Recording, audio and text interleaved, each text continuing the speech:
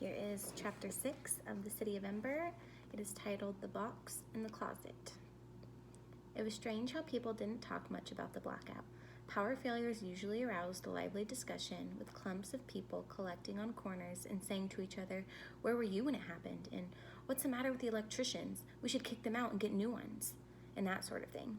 This time it was just the opposite. When Lena went to work the next morning, the street was oddly silent.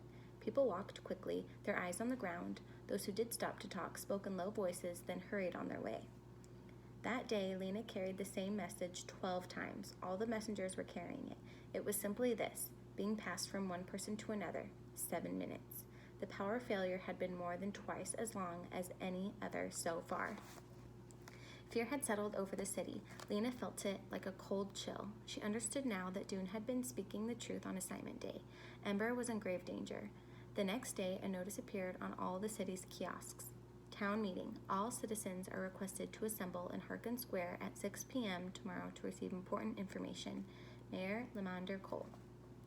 What kind of important information? Lena wondered. Good news or bad? She was impatient to hear it. The next day, people streamed into Harkin Square from all 4 directions, crowding together so close that each person hardly had room to move. Children sat on the shoulders of fathers. Short people tried to push toward the front. Lena spotted Lizzie and called a greeting to her. She saw Bindi Chance, too, who had brought her little brother. Lena had decided to leave Poppy at home with Granny. There was too much danger of losing her in a crowd like this. The town clock began to strike. 6 vibrating bongs rang out, and a murmur of anticipation swept through the crowd. People stood on tiptoe, craning to see. The door of the gathering hall opened, and the mayor came out, flanked by 2 guards. One of the guards handed the mayor a megaphone, and the mayor began to speak. His voice came through the megaphone both blurry and crackly. "People of Ember," he said. He waited. The crowd fell silent, straining to hear. "People of Ember," the mayor said again. He looked from side to side. The light glinted off his bald head. "Our city has experienced some silent difficulty. Times like this require grish pringe for shaw." "What did he say?" people whispered urgently. "What did he say? I couldn't hear him." "Slight difficulty," someone said, "requires great patience from us all. But I stand here today," the mayor went on, "to reassure you. Difficult times will pass. We are making..." "What?" came the sharp whisper. "What did he say?" Those near the front passed word back. "Making every effort," they said. "Every effort." "Louder!" someone shouted. The mayor's voice blared through the megaphone, louder but even less clear. "Worsh pushing," he said. "Pank mushin pank, no rushin pank." "We can't hear you," someone else yelled. Lena felt a stirring around her, a muttering. Someone pushed against her back, forcing her forward. "He said we mustn't panic," someone said. "He said panic is the worst possible thing. No reason to panic," he said. On the steps of the gathering hall, the 2 guards moved a little closer to the mayor. He raised the megaphone and spoke again. "Schlunch," he bellowed. "I've been found." "Solutions," the people in the front called to the people in the back. "Solutions are being found," he said. "What solutions?" called a woman standing near Lena. People elsewhere in the crowd echoed what the woman had said. "What solutions? What solutions?" Their cry became a chorus, louder and louder. Again, Lena felt the pressure from behind as people moved toward the gathering hall.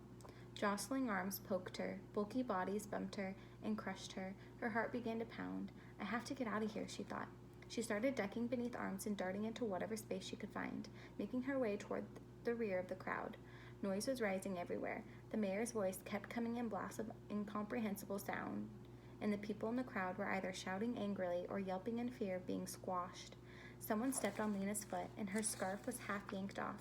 For a few seconds, she was afraid that she was going to be trampled, but at last she struggled free and ran up onto the steps of the school. From there, she saw that the 2 guards were hustling the mayor back through the door of the gathering hall. The crowd roared, and a few people started hurling whatever they could find: pebbles, garbage, crumpled paper, even their own hats. At the other side of the square, Dune and his father battled their way down Gilly Street. "Move fast," his father said. "We don't want to be caught up in this crowd." They crossed Broad Street and took the long way home, through the narrow lanes behind the school. "Father," said Dune as they hurried along, "the mayor is a fool, don't you think?" For a moment his father didn't answer. Then he said, "He's in a tough spot, son. What would you have him do?" "Not lie, at least," Dune said. "If he really has a solution, he should have told us. He shouldn't pretend he has solutions when he doesn't." Dune's father smiled. "That would be a good start," he agreed. "It makes me so angry the way he talks to us," said Dune. Dune's father put a hand on Dune's back and steered him toward the corner. "A great many things make you angry lately," hurriedly, he said. For good reason, said Dune. Maybe. The trouble with anger is it gets hold of you, and then you aren't the master of yourself anymore. Anger is. Dune walked on silently. Inwardly, he groaned. He knew what his father was going to say, and he didn't like hearing it. When anger is the boss, you get... I know, said Dune, unintended consequences. That's right, like hitting your father in the ear with a shoe heel. I didn't mean to. That's exactly my point. They walked down Pibb Street. Dune shoved his hand into his pockets of his jacket and scowled at the sidewalk. Father doesn't even have a temper, he thought. He's as mild as a glass of water. He can't possibly understand. Lena was running. She'd already dismissed the mayor's speech from her mind. She sped by people on Otterwell Street going back to open their stores and overheard snatches of conversation as she passed. Expects us to believe, said one voice. He's just trying to keep us quiet, said another. Heading for disaster, said a third. All the voices shook with anger and fear. Lena didn't want to think about it.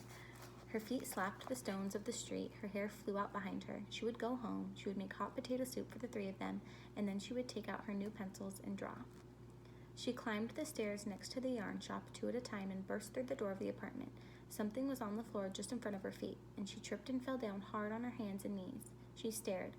By the open closet door was a great pile of coats and boots and bags and boxes. Their contents all spilled out and tangled up. A thumping and rattling came from inside the closet. Granny? More thumps. Granny's head poked around the edge of the closet door. I should have looked in here a long time ago, she said. This is where it would be, of course. You should see what's in here. Lena gazed around at the incredible mess. Into this closet had been packed the junk of decades, jammed into cardboard boxes, stuffed into old pillowcases and laundry bags, and heaped up in a pile so dense that you couldn't pull one thing out without pulling all the rest with it. The shelf above the coat rack was just as crammed as the space below, mostly with old clothes that were full of moth holes and eaten away by mildew. When she was younger, Lena had tried exploring in this closet, but she never got far. She'd pull out an old scarf that would fall to pieces in her hands or open a box that proved to be full of bent carpet tacks. Soon she would shove everything back in and give up. But Granny was really doing the job right. She grunted and panted as she wrenched free the closet's packed-in stuff and tossed it behind her. It was clear that she was having fun. As Lena watched, a bag of rags came tumbling out the door, and then an old brown shoe with no laces. Granny, said Lena, uneasy, where's the baby? Oh, she's here, came Granny's voice from the depths of the closet. She's been helping me. Lena got up from the floor and looked around. She soon spotted Poppy. She was sitting behind the couch, in the midst of the clutter.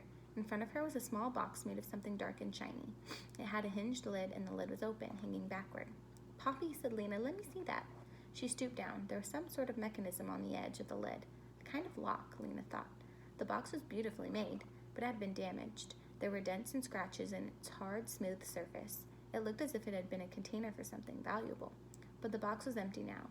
Lena picked it up and felt around in it to be sure. There was nothing inside at all. Was there something in this box, Poppy?